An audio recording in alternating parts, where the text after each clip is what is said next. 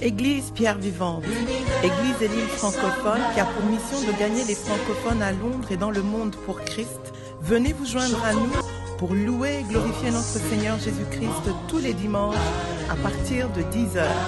Nous espérons vous voir. Que Dieu vous bénisse. Merci Seigneur. Ok, Luc chapitre 13, voici mon message.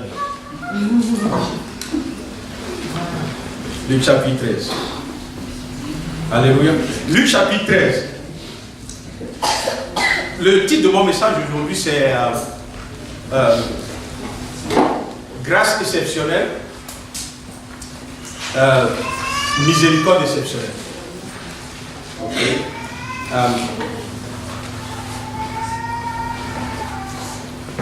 Parce que, vous voyez, Dieu par sa grâce nous équipe pour produire.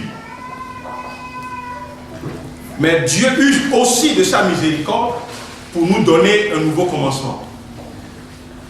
Ok?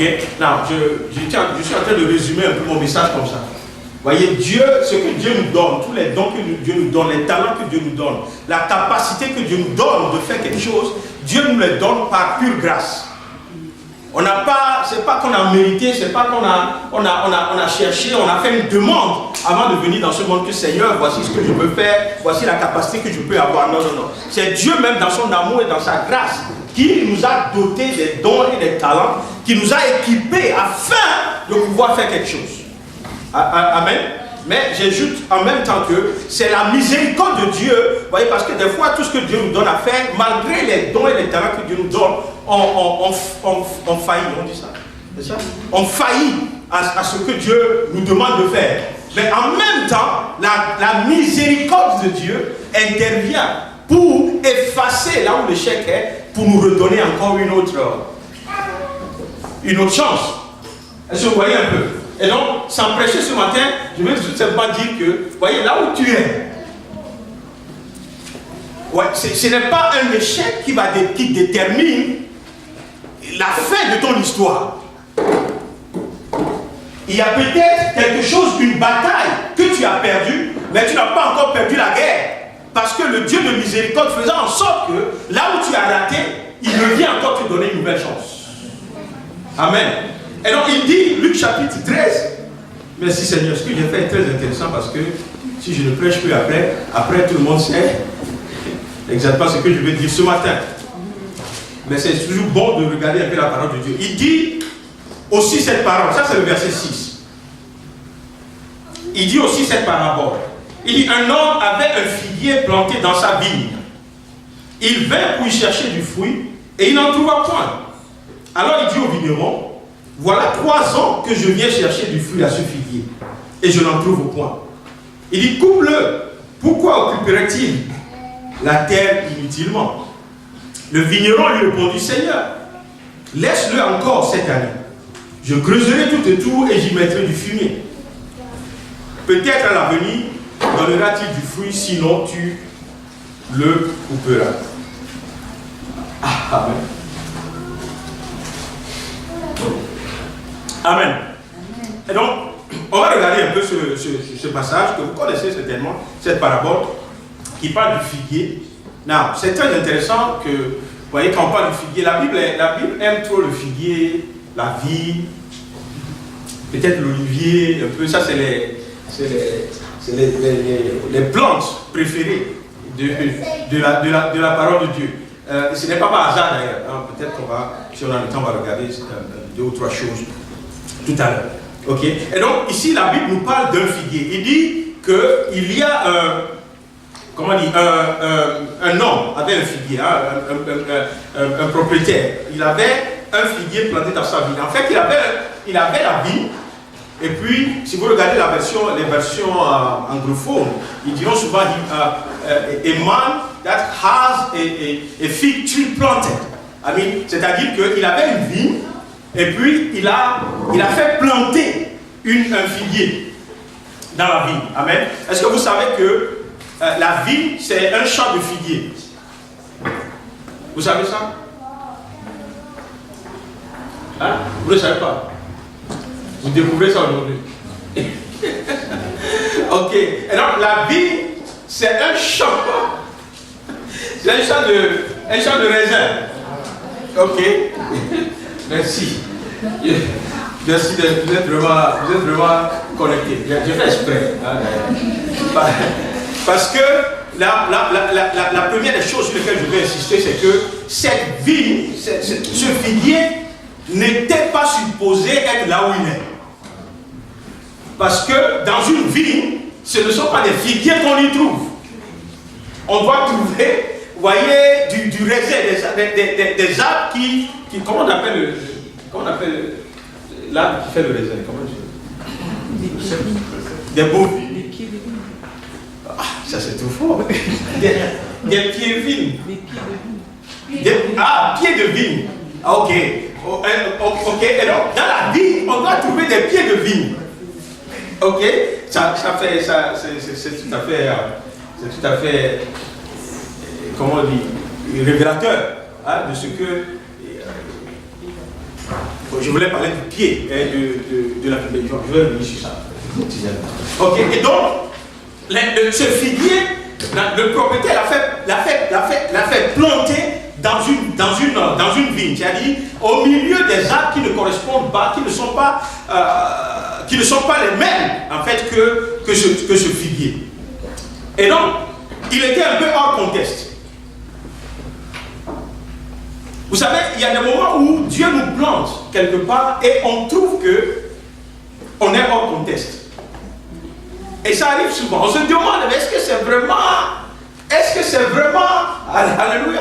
Il y a des gens, pas des gens, nous tous d'ailleurs, partout où tu es, supposons Pierre vivant, à un moment donné, tu vas te demander, est-ce que c'est là-bas où Dieu m'a appelé? Tu te demandes, est-ce que c'est là où je dois être? Parce que tu crois que tu n'es pas dans ton contexte. Amen. Mais je suis venu t'annoncer ce matin que le figuier n'est pas venu par hasard au milieu, dans la vigne. C'est le maître de la vigne même qui l'a fait planter là. Et donc automatiquement on se rend compte qu'il doit avoir une raison pour cela. Amen. Et donc quand Dieu t'amène quelque part, c'est parce que Dieu a une raison pour ça. Quand Dieu t'implante quelque part, Dieu a une raison pour ça. Quand Dieu te veut quelque part, c'est parce qu'il a une raison pour ça. Il y a quelqu'un qui disait, je crois que c'est l'évangéliste Luc, je ne sais plus, qui disait ça souvent, il dit, ouais, tous qui sommes en Pierre vivant, on ne s'est pas donné un rendez-vous un jour à l'aéroport de Heathrow. Et puis on dit, bon, toi tu vas quitter Lomé à 10h, toi qui vas quitter Kinshasa à 8h, il va quitter un peu plus tôt, je crois. Et puis on va se retrouver à 10h à Heathrow, et puis ensemble on va faire une église. Non. On ne s'est pas donné rendez-vous. Mais chacun a son parcours. Si je donne le micro à tout le monde maintenant, chacun a son parcours de comment il est arrivé ici. Comment Dieu a fait, pourquoi, par qui, quand, Dieu, toutes ces choses sont au contrôle de Dieu. Vous voyez, nous on est en train de marcher seulement, mais Dieu avait un plan. Et donc quand tu es arrivé, quand tu es planté quelque part, c'est pour cela que c'est bien, quand tu es surtout dans une église, il faut savoir si c'est là où Dieu t'a appelé ou pas. Vous voyez un peu? Non, parce que même si Dieu t'a appelé quelque part, le temps va venir où l'ennemi va essayer de te dire, ce n'est pas là où Dieu te veut. Et donc, c'est ce que tu as, c'est la révélation que tu as qui fait que tu combats les voies contraires dans des temps comme ça. Amen. Et donc, c'est important que nous ayons cette révélation. Il y a des moments où Dieu va te planter quelque part et l'ennemi va te dire non, tu es hors contexte, ce n'est pas là où tu dois être. Ouais, regarde un peu ce que tu as, regarde ta capacité, regarde ta non-capacité, regarde ceci. Il y a des gens qui vont dire non, je ne peux pas rester ici parce que Dieu m'a envoyé en Angleterre pour que j'apprenne l'anglais. Ok? Et donc, il vaut mieux que je sois à Katie pour comprendre l'anglais. Alléluia. Mais beaucoup de gens ils disent après, oui, mais quand Christian là, tu as prêché, je n'ai rien compris. Parce que lui va rouler, et puis l'anglais t'échappe. Alléluia. Et donc je préfère adorer Dieu là où je peux comprendre. Et puis après je peux aller à l'école pour apprendre l'anglais et le reste. Alléluia. Vous savez que Doimbo a appris le français à cause de la vision de Pierre vivant.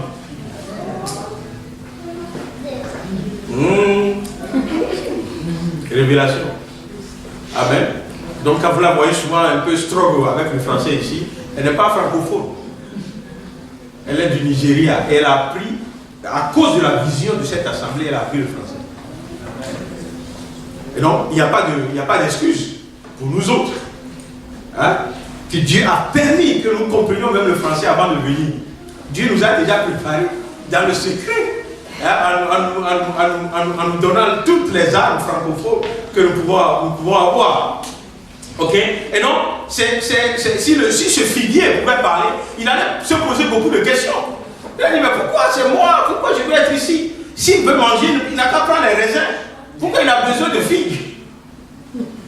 Et il va me planter seul ici. D'ailleurs, je me sens rejeté. Regarde tous ces figues, tous ces pieds de vigne, c'est ça? Tous ces pieds de vigne qui me regardent bizarre. Parce que je suis seul au milieu d'eux. Regarde, lui-même, il parle de moi. Quand le vent siffle, là, il dit, oh, regardez ce figuier, il bloque le vent et tout. Il m'accuse, je n'ai rien fait. Et donc le figuier va se dire, non, c'est tellement que je suis hors contexte ici, il faut que je fasse quelque chose. Il faut que je sorte, il faut que je trouve ailleurs où aller. Mais la Bible nous dit, quand nous descendons un peu dans le passage, je ne vais pas le lire souvent, il dit, nous avons un but pour lequel Dieu nous a planté quelque part. Le figuier avait un but. Voyez, celui qui a planté le figuier, la Bible nous dit, je vais revenir au texte un peu, il dit, un homme avec un figuier planté dans sa vie. Il vint pour y chercher du fruit et n'en trouva pas. Point. Alors on voit ici que l'homme qui a fait planter le figuier, il avait un objectif pour le figuier. N'est-ce pas? C'est quoi l'objectif du figuier? C'est non seulement de produire du fruit, mais de nourrir celui qui l'a fait planter là-bas par la production de ce fruit. Donc l'intérêt de ce monsieur, ce n'est pas que le figuier porte des fruits pour aller prendre des grosses photos et tout ça, dit non, je sais comment photographier les films. Non. Son intérêt, son but, l'objectif, enfin je vais dire sans ces termes, l'attente qu'il a du figuier, c'est que le figuier le nourrisse par les fruits. Et donc, la Bible dit chaque matin, chaque jour, il venait chercher du fruit celui-là. Amen. Mais il n'en trouvait pas. Regardez avec moi à Ésaïe chapitre 5. Ésaïe chapitre 5. Il y a quelque chose qui est très intéressant avec le figuier. Est-ce que quelqu'un a déjà travaillé dans un champ de figuier ou quoi que ce soit? Jamais? Ok, je vais vous partager mon expérience après. Alléluia. Mais vous savez pas, j'ai travaillé dans les champs. Hein. J'ai passé beaucoup de temps. Quand on était en Belgique, vous savez, en ce temps-là, les Belges, ils ne donnaient du travail à personne qui a la peau noire.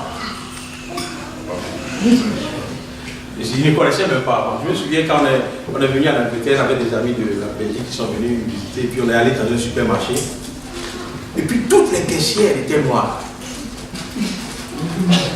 Et ils nous regardent et disent, mais c'est pas possible. Qui les a mis là? Ok, ça c'est les caissières. Je ne sais pas qu'il n'a pas encore vu les managers. Hein? Il n'a pas encore vu les managers. C'est les managers qui m'ont. Vous voyez, je me souviens quand je suis venu de la Belgique, je suis venu en Angleterre, je suis venu en coach. Et donc le coach est arrivé très tôt le matin, à Victoria. On est parti la nuit là-bas, puis on est arrivé à 6h du matin. Donc, on attendait. C'est le grand frère de Caro qui devait venir me chercher.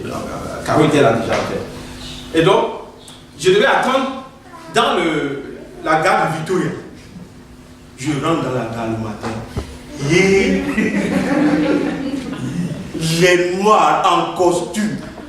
Et puis les mallettes en main. J'ai jamais vu. Et puis non seulement ça, tu vois les shops qui sont là. Les shops, et puis tu vois, c'est le manager. Et puis il prend l'employé là qui est blanche. Et puis il donne des ordres. Un noir qui donne des ordres non plus. Mais je dis, mais ce pays-là, je ne vais plus quitter. La décision, je l'ai prise à la gare.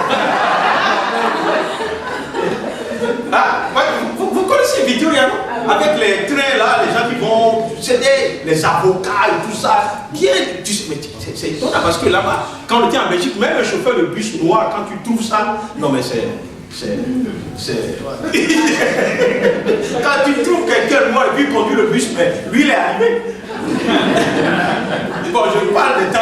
Maintenant, ça a beaucoup changé. L'influence de l'immigration a fait évoluer ça. Mais dans le temps, tu ne trouvais pas. Est-ce que vous comprenez un peu? Là, je vais revenir à votre. Je ne sais pas pourquoi je suis allé là-bas. Ésaïe chapitre 5. mais non, j'ai décidé, hein, le jour là, j'ai décidé. J'ai dit quoi? Un pays comme ça? Non, mais c'est. Non. Je donne, moi, je ne parle plus. Je ne sais même pas où je vais, mais j'ai dit, je ne parle plus. 5, Ésaïe 5, il dit verset 1, il dit, je chanterai à mon bien-aimé le cantique de mon bien-aimé sur sa vigne. Mon bien-aimé avait une vigne sur un coteau fertile. Il en remua le sol, ôta les pierres et y mit un plan délicieux. Il bâtit une tour au milieu d'elle et il creusa aussi une cuve. Puis il espéra qu'elle produirait de bons raisins. Mais elle en produit de mauvais. Donc l'espérance de celui qui plante le figuier, c'est que le figuier produise du fruit, hein, en l'occurrence des figues. Mais il faut que ce soit de bons fruits. C'est ça son espérance. Sinon, il n'aurait pas planté. Amen. Quand bien même ici, on a vu que dans le cas de cette vigne et tout ça, les raisins étaient de mauvais raisins. Mais ce n'était pas ça l'espérance de celui qui a planté. Est-ce que vous suivez un peu? Sinon, personne ne l'aurait fait si tu espérais avoir de mauvais résultats. Mais c'est parce que le résultat auquel il s'attendait, c'est que ce soit de bons fruits. Nous sommes là aussi pour produire du fruit. Dis Amen. Amen.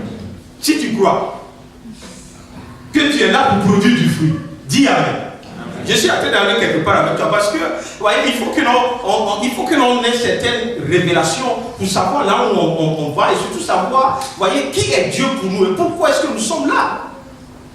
Il ne faut jamais penser que nous sommes là par hasard. Je suis là, oui, bon.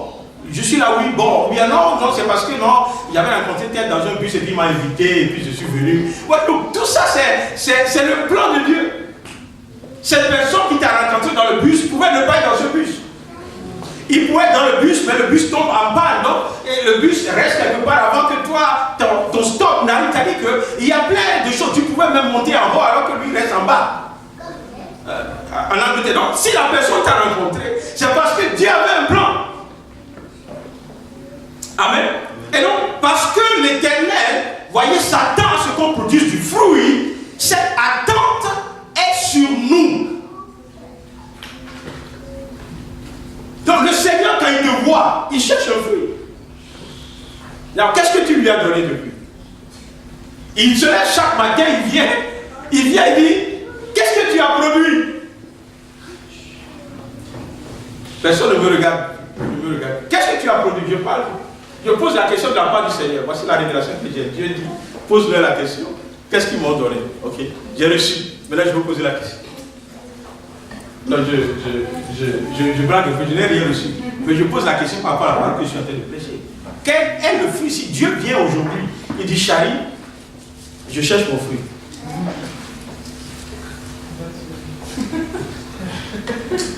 Et le sourire, c'est un bon sourire, mais ce n'est pas le fruit que je cherche. Est-ce que vous comprenez un peu? Et donc c'est important pour nous, voyez, de réaliser que nous ne sommes pas là par hasard, nous ne sommes pas là pour servir notre cause, mais nous sommes là pour donner quelque chose à Dieu, pour produire du fruit que Dieu peut utiliser. Et si vous allez en Matthieu 28, chapitre 18, je ne vais plus commenter ces passages parce que vous tous vous les connaissez. Voyez, un des fruits que Dieu attend de nous, ce sont les arbres. Et donc quand Dieu se lève ce matin, il regarde, combien tu as gagné? Qui tu as gagné? À qui tu as partagé l'évangile? Donc Dieu s'attend à ce qu'on produise du fruit. Je sais qu'il y a beaucoup d'autres fruits qu'on doit produire en tant que chrétien. Mais je veux me focaliser sur Matthieu 28 et sur les disciples que nous devons faire pour le Seigneur. Je veux rapidement me focaliser sur ça ce matin. Pourquoi cette attente est justifiée? Je disais tantôt que, d'abord, une petite parenthèse, voyez, j'ai lu un peu sur le figuier et apparemment, sur un arbre de figuier, aucune feuille ne ressemble à une autre. Okay? Et ça, c'est merveilleux. Donc je dis, ah, Seigneur, ça c'est intéressant. Nous n'avons pas besoin d'avoir les mêmes têtes, les mêmes oreilles, les mêmes nez, les mêmes bouches pour pouvoir être ensemble et de travailler pour le Seigneur. Ça, c'est la définition même de l'unité qui doit cimenter la différence que nous avons. Ok? Et vous savez tous aussi que les figues, ça sert de nourriture, mais aussi, dans beaucoup de passages dans la Bible, ça a été servi comme, comment on appelle ça? Ce qui guérit, comme médicament. Ok? Et puis, très intéressant, autre chose, c'est que les figuiers peuvent pousser sur différentes terres. Et donc ça peut être du sable, ça peut être de l'argile, ça peut être quoi, partout où tu plantes le figuier, ça peut produire. Amen. Ok? Et donc la condition géographique de là où tu es planté, ce n'est pas ça qui va limiter ta production. Tu n'as pas d'excuse pour dire non. Peut-être, je vais dire ça en ces termes. Oh, peut-être que c'est la cellule dans laquelle je suis qui fait que je ne produis pas. Vous avez déjà entendu ça?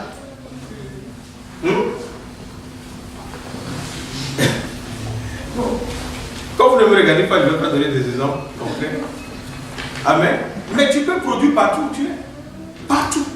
Partout. Et non seulement tu peux, mais tu dois produire. Parce que c'est l'attente du Seigneur. Pourquoi cette attente du Seigneur est justifiée? C'est ce côté que j'aime bien la chose avec Dieu, parce que, vous voyez, Dieu ne s'attend jamais,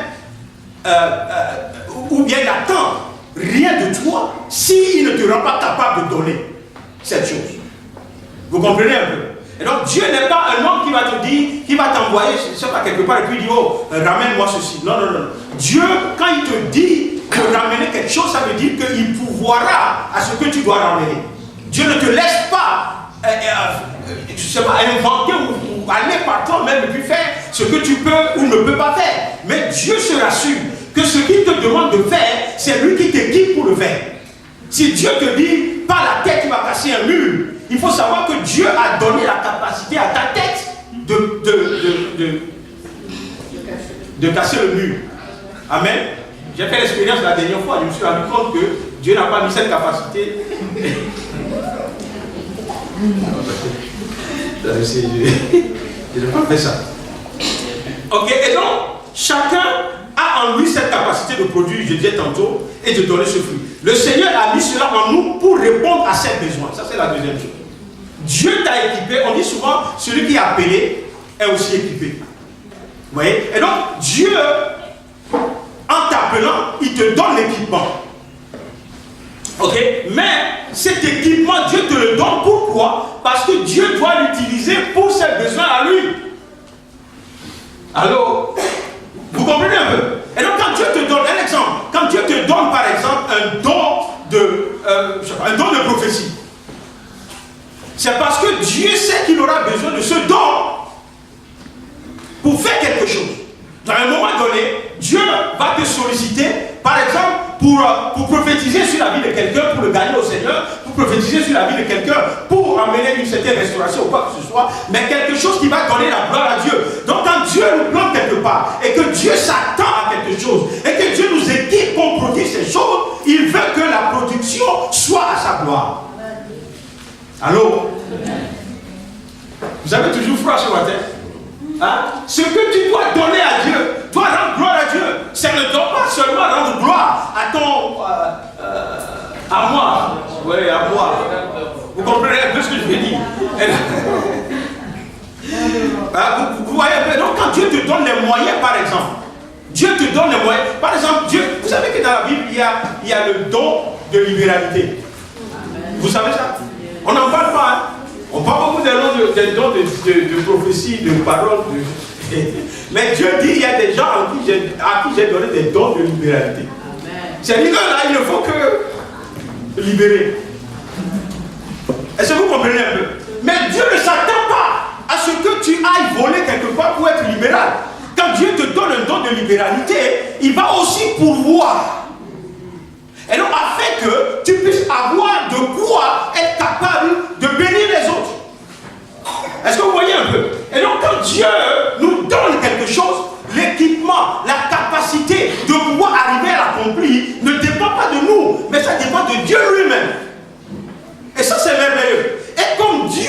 pas de limite. Et comme ce que Dieu peut faire n'a pas de limite, voyez, l'équipement que Dieu nous donne peut et n'a pas de limite aussi. Il fera en sorte que ce qu'un homme ne peut pas faire, tu le fasses. Il fera en sorte que ce qu'une femme n'a jamais fait, toi tu le fasses. Parce que ce que tu dois produire doit servir à quelque chose que Dieu auquel Dieu s'attend. Amen. Est-ce que vous voyez un peu la différence? À un moment donné, comme je le disais la dernière fois, quand tu regardes ces choses, tu te dis, Seigneur, voyez, je veux donner, je veux produire. Je veux être efficace, c'est plus français. Objectif en non chaud, oui. Ok, est-ce que vous comprenez un peu? Et donc, je vais terminer rapidement. Le Seigneur a besoin de nous. Amen. Dieu a besoin de nous. Ça, c'est magnifique. La Bible dit que nous sommes des co-workers avec Christ. C'est-à-dire que Dieu a besoin de nous dans son travail. Dans sa moisson, Dieu a besoin de nous. Vous voyez, c'est un privilège. Je suis sûr, j'ai parlé de Simon Cowell tout à l'heure. Je ne sais pas pourquoi que Dieu le bénisse là où il est. Si tu es à la maison tout à l'heure et puis tu reçois un coup de fil, on dit c'est qui? On dit c'est Simon. Et puis j'ai dit, j'ai vu ton talent, j'ai besoin de toi dans l'équipe de X Factor. Ok?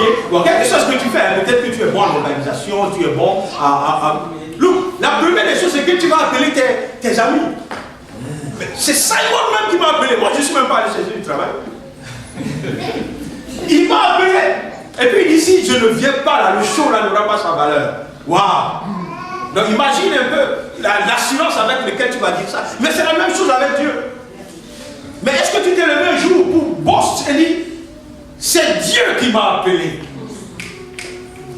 Et puis les gens te regardent et disent, bizarre, oui, mais ton Dieu l'a jamais vu, mais moi. J'ai dit, c'est pourquoi Dieu m'a appelé là. Si je ne suis pas là, la chose est en difficulté. Donc, Dieu m'a appelé.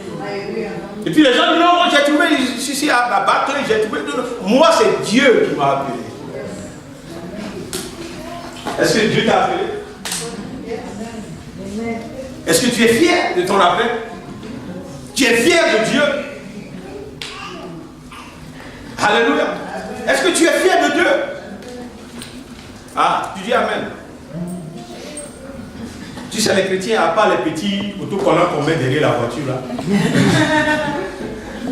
À part ça, là, on ne demande pas trop qu'on est chrétien. Amen. On ne demande pas trop. Maintenant, on peut, pour ceux qui aiment les t-shirts et tout ça, il y a plein de ces choses maintenant où il y a des paroles. Des fois, quand tu le lis, toi-même, tu vas dire, waouh.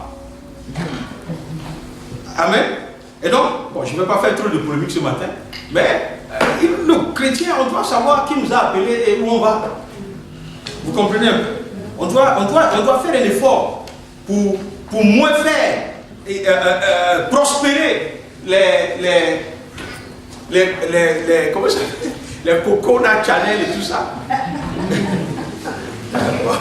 Je sais que je suis en train d'aller sur un terrain dangereux. Mais on doit faire un effort pour moins les faire prospérer. Et plus faire prospérer les choses de Dieu, je vous dis la vérité. Tout le reste n'est que mensonge. Vous comprenez un peu? Comme je ne suis pas trop radical, je ne vous dis pas, il ne faut pas les faire prospérer du tout. Mais je dis, fais-les moins prospérer. C'est quoi cette compétition de marque mondiale? Et puis, j'ai regardé. Mais il faut regarder. J'ai regardé un petit reportage la dernière fois sur une marque, j'ai oublié même la marque. Et on a décortiqué, vous voyez, le signe, même le symbole, est venu de 666. C'est Monster, voilà, que j'ai regardé. Pourtant, Monster là peut être plus cher que toute chose, les chrétiens vont aller acheter. Et puis quand il vient maintenant, il dit non, 666 c'est le diable. Est-ce que vous comprenez que je suis béni? Je sais que vous allez dire, bon, pourquoi il veut encore nous avez avant, on aime nos monsters et tout ça. Que je veux, at least, sanctifier-les avant de les porter. Ok, parce que l'apôtre Paul a dit, bon, toute chose, il faut juste sanctifier avant de manger et tout ça. Je peux penser que pour l'habillement aussi, sanctifier ça un peu avant. Amen. Mais tout ça, la différence de l'argent, là, venez bâtir le royaume de Dieu avec. Amen.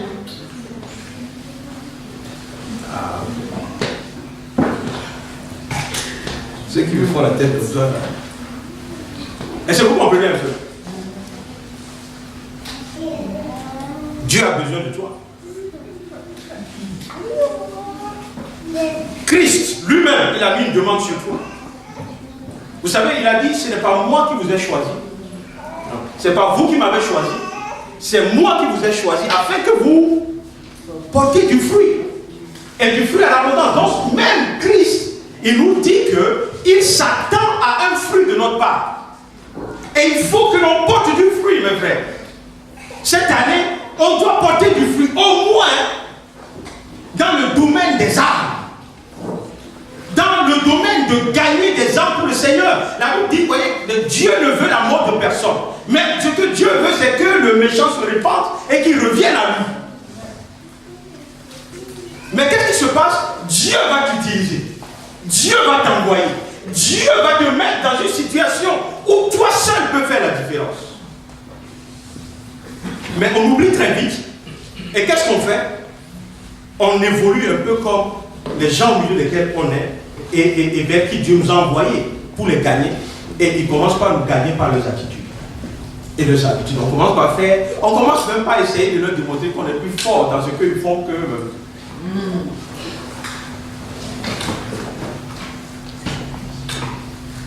Dieu a besoin de nous. Paul a dit, Apollos a planté, Paul a planté, Apollos a arrosé, puis Dieu a fait croître. Ça, c'est tout ça qui fait que, vous voyez, je dis souvent, Dieu est un bon Dieu. Et he's a good father. Vous voyez un peu? Il t'appelle à porter du fruit, mais il dit, c'est lui-même, moi-même Dieu, qui va faire en sorte que ce fruit, vous comprenez un peu?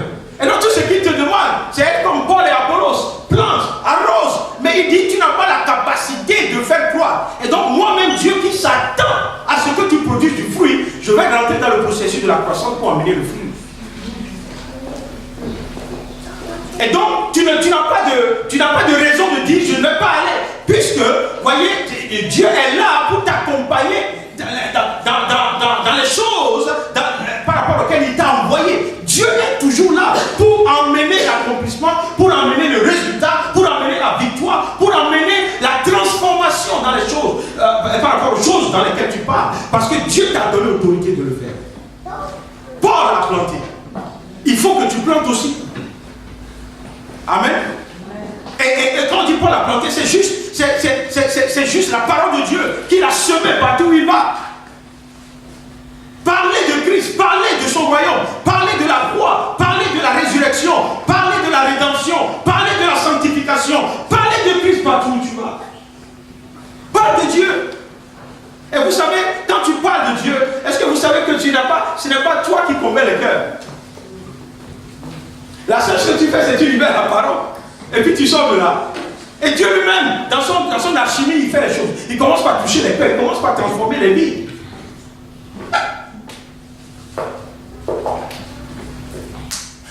Et ce passage nous dit que le figuier, après 3 ans, est considéré comme inutile. Après 3 ans. Donc je vais prêcher comme mes amis africains, en Afrique. Si tu n'as pas gagné une âme depuis 3 ans, tu gaspilles la chaise sur laquelle tu es assis.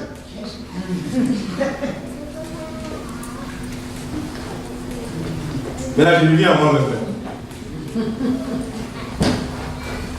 Amen. Vous voyez, Dieu s'attend tout simplement à ce que l'on puisse produire quelque chose. Qu'on ne soit pas des chrétiens oisifs. Notre vie n'ait aucun impact. Juste parce que cet arbre n'a pas produit du fruit. Vous savez, il y a un moment donné où Christ a fait la même expérience avec un figuier au bord de la route. Et puis il a maudit parce qu'il n'a pas donné de fruit. Vous vous souvenez? Et la Bible nous disait même que le figuier n'avait pas donné de fruits parce que, vous vous souvenez? Parce que ce n'était pas le temps, la saison des fruits. Amen. Non, qu'il savait que ce n'était pas la saison des fruits. Mais il a demandé du fruit. Est-ce que vous comprenez un peu? Je sais qu'il y a beaucoup de gens qui expliquent ça, mais non, c'est juste parce qu'il voulait enseigner quelque chose aux apôtres. Vous comprenez un peu? Oui, mais dans ces enseignements, vous voyez, il y a cet enseignement qui nous dit qu'en réalité, vous voyez, tous les éléments de la nature sont soumis à l'autorité de Christ. Donc même si ce n'est pas la saison des fruits, quand Christ dit je veux du fruit, tu dois lui donner du fruit. Vous ne comprenez pas? Est-ce que vous comprenez? Parce que c'est Dieu qui amène à l'existence ce qui n'existe pas. C'est tout simplement ça. Et donc, quand il y a des situations, vous voyez, il ne faut pas calculer avec Dieu, dire non Seigneur, je ne peux pas encore. Tu sais que non, on a vu ça, on a vu les Moïse et tout ça, avec toutes les excuses qu'ils pouvaient donner. Je ne parle pas bien, je parle trop, je parle faiblement, je parle à gauche, je parle à droite. Le temps n'est pas à l'excuse. Parce que celui qui t'envoie, il a la capacité de créer là où ça n'existe pas. Il a la capacité d'amener à l'existence ce qui n'existe pas. Il a la capacité de changer les temps, les saisons et les circonstances. Dieu n'est pas soumis au temps et aux saisons. Il est au-dessus. C'est pour cela que des gens ont prié.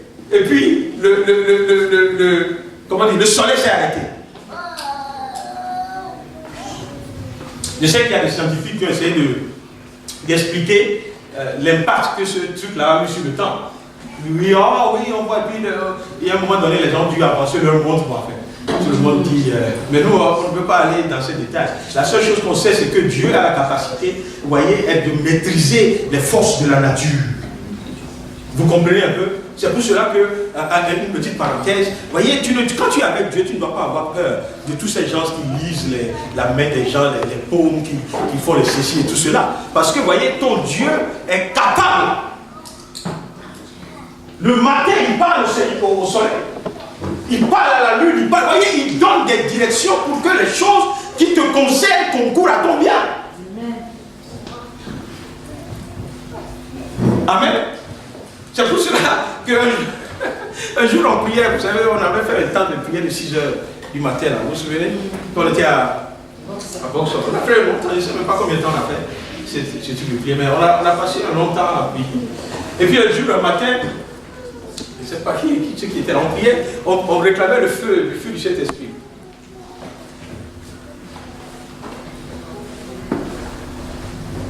Et on a dit fire! Et puis le feu, littéralement, a pris. On n'a pas vu le feu, mais le fire alarm.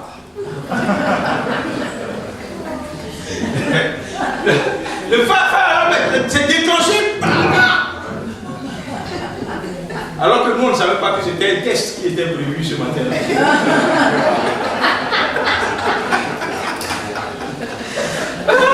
On dit, voyez, le feu est descendu, l'alarme est déclenché. C'était juste qu'ils ont prévu un test. Amen. Mais vous riez, mais vous savez, Élie a prié, le feu est descendu. Est-ce que vous comprenez? Ça dit Dieu est capable de faire descendre le feu du ciel. Il est capable. Il est capable d'arrêter la pluie, il est capable d'envoyer la pluie. Il est capable, Dieu a la capacité d'agir sur les forces de la nature. En ta faveur, Dieu le fera. Il a fait tomber le feu du ciel parce qu'il devait élever Élie devant les prophètes de Baal. Est-ce que vous comprenez un peu? Donc, non seulement Élie a été élevé, mais Dieu aussi voyez, le plan de Dieu aussi s'est accompli par rapport à ces prophètes de Baal qui se levaient contre Dieu dans ces nations en ce moment-là. Okay. Et donc, quand Dieu est au contrôle de quelque chose, il ne faut pas avoir peur. Il ne faut pas avoir peur de ces gens-là qui vous menacent du pays, de là-bas. On va faire ceci, quand le soleil ne va pas se coucher avant que ceci ne t'arrive. Dis-leur parce que si c'est parce qu'eux ils parlent du soleil qui va se coucher et quelque chose va t'arriver, il faut leur dire que moi, mon Dieu est capable d'arrêter ce soleil-là. Il ne va jamais se coucher. Et ça, ils ne peuvent pas le faire. ils vont naviguer avec les forces de la nature, mais moi, mon Dieu, à contraire. Si c'est force de la nature, c'est important de savoir que Dieu ne nous envoie pas comme des fers. Il nous envoie équipés. Il nous donne toute la capacité. Ce que Dieu te dit de dire, quand tu le dis, c'est Dieu qui entre en action pour accomplir. Ce n'est pas parce que toi tu as une force quelconque. Le reste, c'est de la... Vous voyez, on dit oui, je connais des gens, même des hommes de Dieu, qui disent, en tout cas moi, quand tu viens, je prie pour toi, c'est instantané. Hein,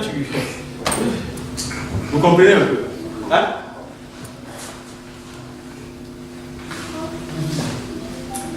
Mais pendant le temps, il y a beaucoup de gens dans ce monde qui n'ont pas reçu la guérison, même des fils des milliardaires. Pourquoi? Parce que ce n'est pas eux qui guérissent, c'est Dieu qui guérit. Et donc quand Dieu agit à travers nous, c'est parce que nous devons produire des fruits. Et Dieu s'attend à ces fruits-là. Maintenant, quelle est ta position? Est-ce que toi tu es prêt à aller pour que Dieu t'accompagne? On dit souvent, c'est quand tu pars que Dieu vient avec toi. C'est quand tu agis que Dieu agit. C'est quand tu dis que Dieu accomplit. Donc ce n'est pas le contraire. Mais on est arrivé à un moment donné où, dans l'église, où on ne comprend plus qu'on doit agir. On doit faire quelque chose. Comment est-ce que tu peux gagner une âme si tu ne prêches pas la parole de Dieu? Même si c'est un témoignage que tu donnes. Comment tu peux prêcher la parole de Dieu si tu ne la connais pas? Est-ce que vous comprenez un peu? Comment est-ce que tu peux arriver à quelque chose si tu ne cherches pas de manière délibérée à accomplir ces choses? De manière délibérée. C'est une intention.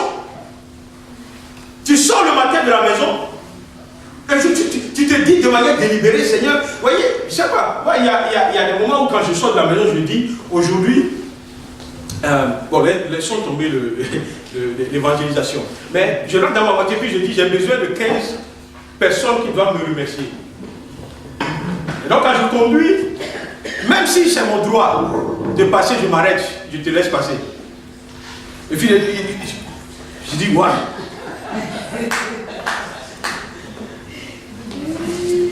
Ouais, mais non, ça c'est juste parce que de manière délibérée, je me suis dit, je vais provoquer 15 remerciements aujourd'hui.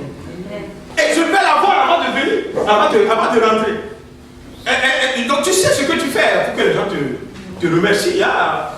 Des fois tu les effraies comme si tu veux aller vite, tu t'arrêtes, tu dis, le gardien, viens fais le feu, tu coches ton truc, je suis à 13, il me reste 2. Et puis s'il y a quelqu'un qui ne dit pas merci, tu dis, mais toi là. Vous comprenez? Et donc, de manière délibérée aussi, on doit dans cette... Par exemple, tu es invité en famille, et tu dois te dire, Seigneur, ce que je veux, c'est que je prêche la parole de Dieu dans cette famille-là. De manière délibérée. Tu te prépares, tu pries, et puis tu guettes l'opportunité.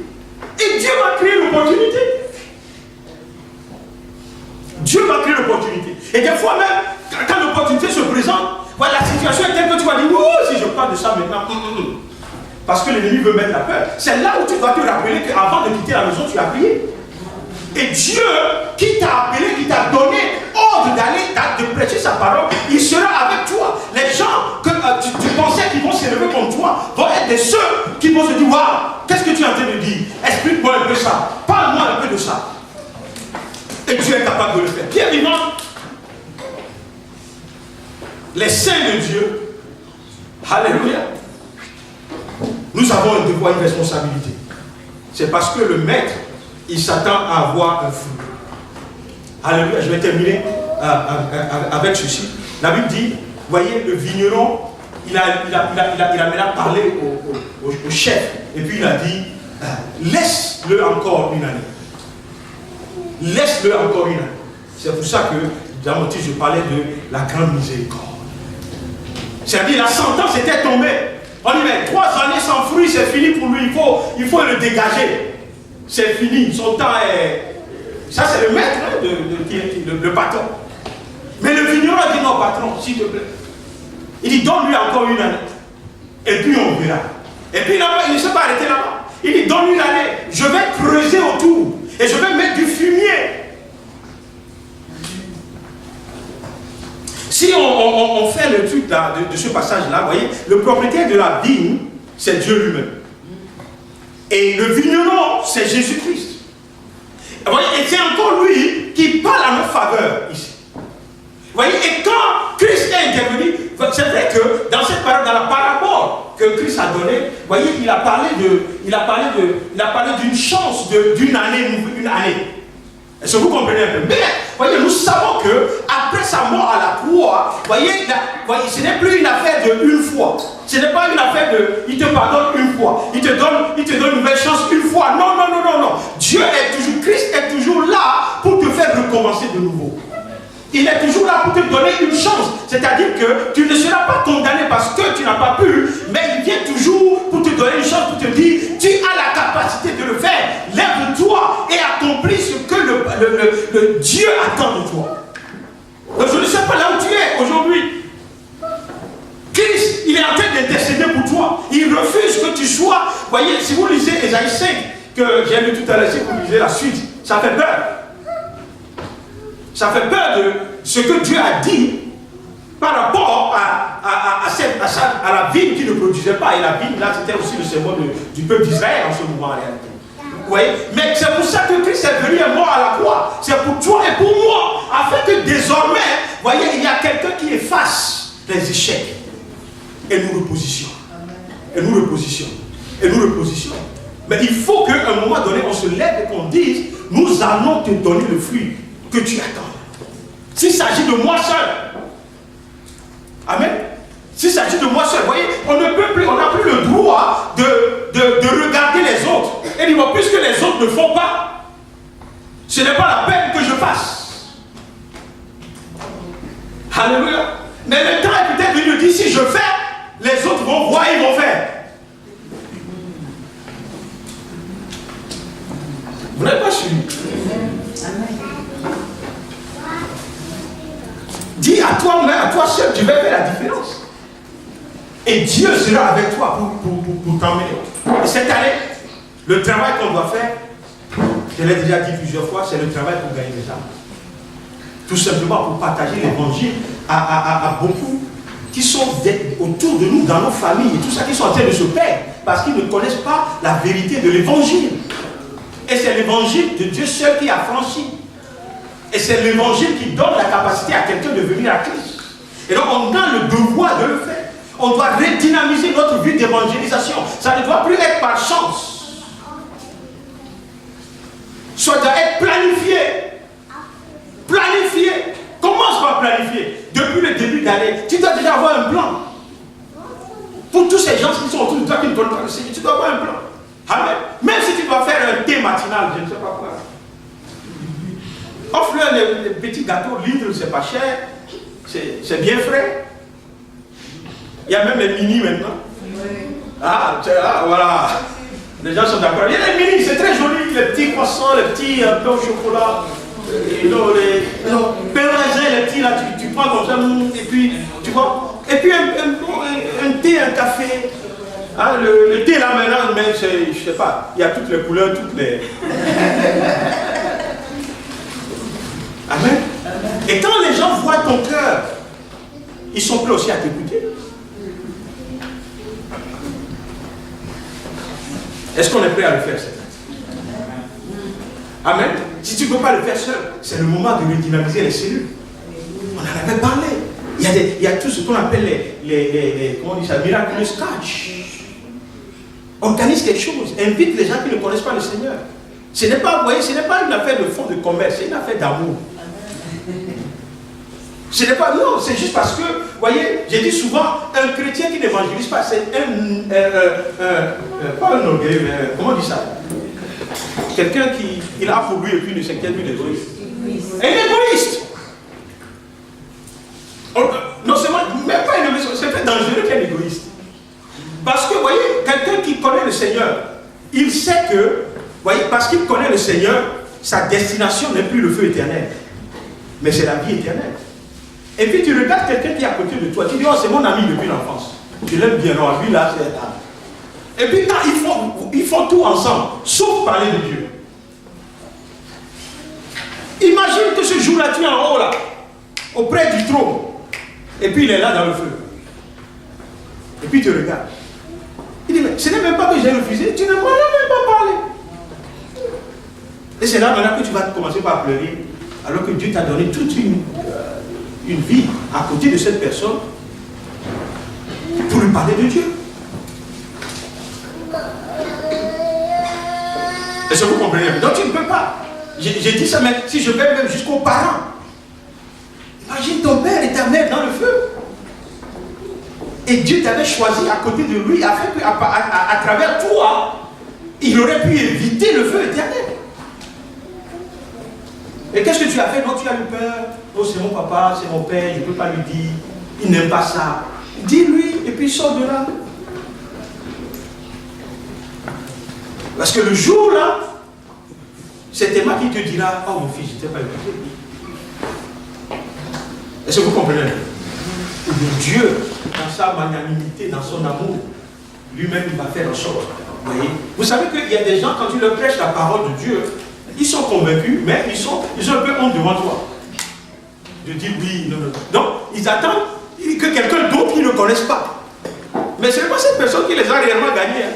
C'est ce que tu avais partagé. Mais le bon père, le père coriace africain, il ne va pas dire, oh mon fils, oui, tu as raison, que je vais m'ajouer plus pour moi. Non. Il va dire, sors d'ici. Qu'est-ce que tu as dit? Qu'est-ce que tu as fait de dire? Amen. Mais là où il va aller, quelqu'un d'autre, Dieu va mettre quelqu'un d'autre sur son chemin pour lui rappeler que non, le temps est venu pour que tu donnes ta vie à ton Seigneur. Et il le fera. Amen. Il faut que nous puissions rentrer dans cette dimension cette année. Amen. Et donc, ce n'est pas, vous voyez, ce n'est pas la fin. Tu n'as pas encore raté. Dieu te donne encore une nouvelle chance. 2019 est une chance pour toi. Parle de Dieu, dis au Seigneur, fais une promesse à Dieu. Dis au moins une personne par mois, je veux parler de Dieu. À la fin, 2 t'écouteront, 3 t'écouteront. Dis Roger a fait son vœu à Dieu.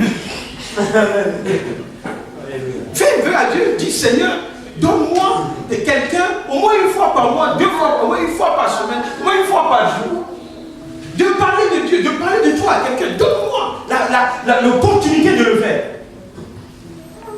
Et comme nous comprenons que c'est Dieu qui donne, qui fait quoi, on va laisser le reste à Dieu. On continue de prier, de creuser, de mettre du fumier pour que ça grandisse, ça produise du fruit. Mais on laisse Dieu faire. Amen. Vous savez que ce monsieur peut mettre du fumier et puis il n'aura toujours pas de fruits. Vous savez qu'il y a quelqu'un qui a planté le même figuier, qui n'a pas mis le fumier, qui a beaucoup de fruits. Pourquoi? Hein?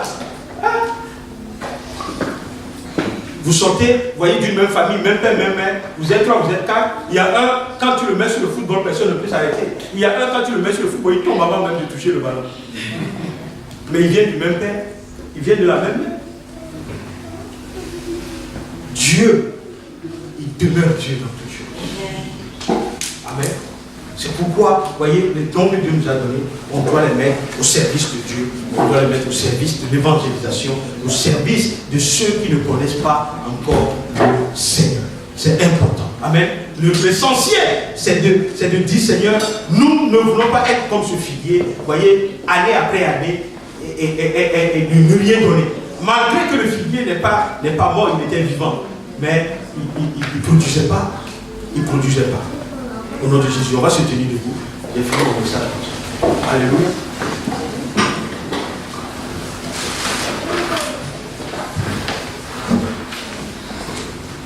Vous savez, il y a des gens au milieu de nous dans cette assemblée qui ont essayé à plusieurs fois de faire le cellule. Ils n'ont pas réussi. Ils ont échoué. Il y en a même qui ont fait, ils ont commencé, et puis ça n'a pas marché, ou bien quelque chose s'est passé. Vous voyez, et puis le découragement est venu. Je suis venu te dire aujourd'hui que Dieu te donne une nouvelle chance. Il y a quelque chose de nouveau que tu dois bâtir. Alléluia. Et donc c'est intentionnel, c'est une décision qu'il faut prendre par rapport. Avec Dieu, c'est comme ça on marche. On ne laisse pas les choses se passer par chance. On dit à Dieu, Seigneur, c'est ce que je veux faire pour toi. Tiens-moi par la main et conduis-moi dans le nom de Jésus. Donc je vais prier ce matin rapidement pour nous et pour chacun d'entre nous. Surtout si tu es dans la situation des gens qui ça brûle en eux de partager la parole de Dieu, ben, ils n'arrivent jamais à le faire.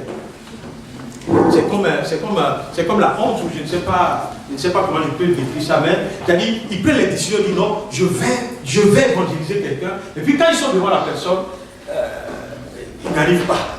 Il y a comme un blocage. Je ne parle même pas devant un groupe ou quoi que ce soit, hein, même ça peut être, tu vois, one-to-one, et il n'arrive pas à le faire. Vous voyez, si tu es dans cette situation, même là où tu es, on va prier que Dieu te donne la force et la capacité d'ouvrir ta bouche et de pouvoir, vous voyez, je me suis souvenu que quand Moïse avait dit à Dieu qu'il ne pouvait pas parler, et puis Dieu a dit, ok, je vais mettre Aaron à côté de toi. Mais quand Moïse s'est retrouvé devant Pharaon, il y a des choses qu'il a dit à Pharaon. Il n'a pas cherché Aaron. Parce que l'onction est tombée en ce pouvoir-là. Il n'avait plus peur de Pharaon. Sa bouche s'est déliée. Il a commencé par le menacer. Il dit, mais laisse-nous partir. Et c'est ce que Dieu veut faire dans la vie de quelqu'un ici. Que tu sois capable, là où tu ne pouvais pas avant, de pouvoir maintenant déclarer ce que Dieu a mis sur ton cœur. Alléluia. Avant que je ne prie, je veux voir les mains s'il y a quelqu'un, sinon on va faire autre chose. In the name of Jesus. Merci Seigneur. Alléluia. Père, nous te bénissons ce matin. Merci pour le Dieu de nouvelles chances que tu es. Et c'est toi qui nous donnes la capacité de pouvoir produire des fruits dont toi tu as besoin. Seigneur, je prie ce matin pour tous mes frères et mes sœurs, Seigneur, qui sont dans ces lieux ce matin et qui ont levé leurs mains, Père. Tu es le seul Dieu qui a la capacité de transformer nos faiblesses en force. Tu as la capacité de nous donner, voyez, l'autorité dans toutes les situations qui nous menaçaient avant. C'est pour cela que je prie, Père, que tu fasses pleuvoir sur eux une onction nouvelle, une onction d'autorité, une onction qui leur permet de ne point avoir peur, de ne point avoir honte, de ne point hésiter quand il s'agit de partager ta parole. Que ta gloire, Seigneur, se jaillisse à travers leur vie et touche tous ceux qui viendront sur le chemin dans le nom de Jésus. Je prie, Père, que tu leur donnes des témoignages à partir de ce jour. Là où ils n'ont pas pu hier, ils vont pouvoir le faire aujourd'hui dans le nom de Jésus-Christ. Seigneur, je prie aussi que tu accompagnes la prédication de la parole par les signes, par les prodiges, Seigneur. Que ce soit dans les maisons, que ce soit dans les lieux publics, que ce soit dans les parcs, que ce soit sur la route, partout où nous ouvrons nos bouches et que nous parlons de toi, nous prions, Seigneur, que ceci s'accompagne par des signes, des prodiges et des miracles. Que des guérisons s'opèrent à travers leurs mains, que des prodiges s'opèrent à travers leurs mains, que les yeux des aveugles s'ouvrent, que les boiteux marchent, que les muets, Seigneur, commencent par parler à cause de l'onction que tu déverses sur leur vie maintenant, au nom de Jésus-Christ. Que les jours qui sont devant nous soient des jours d'accomplissement, des jours de production, afin que ton nom soit glorifié. Nous te bénissons au nom merveilleux de Jésus-Christ. Amen. Amen. Ok, God bless you.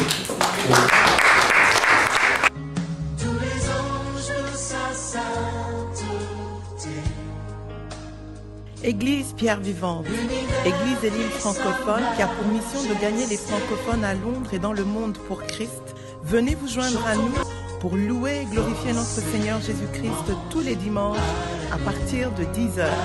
Nous espérons vous voir. Que Dieu vous bénisse.